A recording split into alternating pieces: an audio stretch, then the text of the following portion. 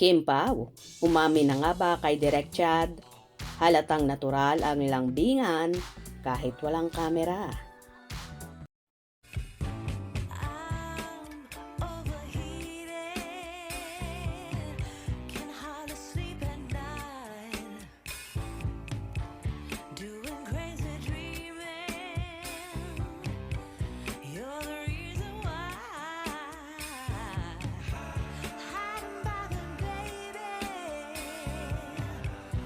Kahit ang direktor na si Chad Fidanes ay pumiyok at ibinuking ang Kim Pao tandem ni Paolo Avellino at Kim Chiu.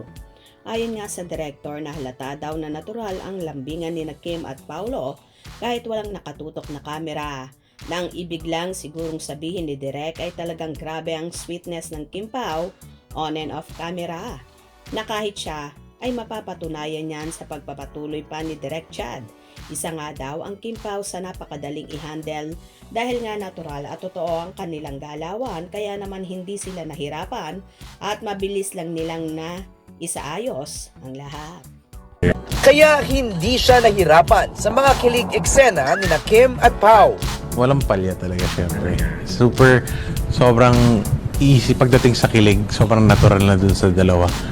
They're one of the easiest love teams I've worked with. Ayon kay Direk, tumatawid ang kilig at closeness ng Kim Pao kahit tapos na ang pagdiling ng kamera.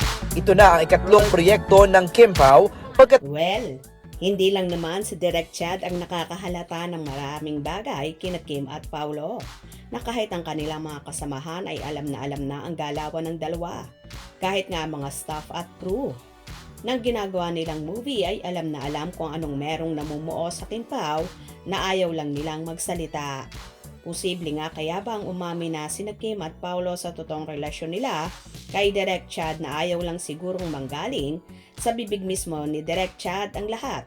Kaya puro pahaging lang ang mga sinasabi sa dalawa.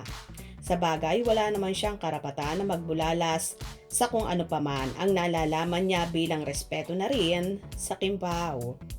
Anyway, halos lahat naman ay atat nang mapanood ang first movie ever na maghatid ng kilig at saya sa bawat labi ng mga manonood.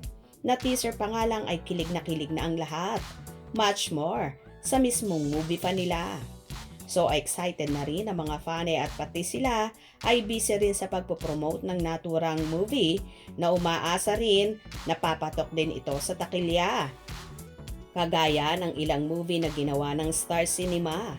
Kaya this coming March 26, 2025, sabay-sabay nating panoorin ang My Love Will Make You Disappear na mapapanood na nationwide at abangan ang Kim Pao dahil magiging busy na sila sa magiging promotion ng naturang pelikula.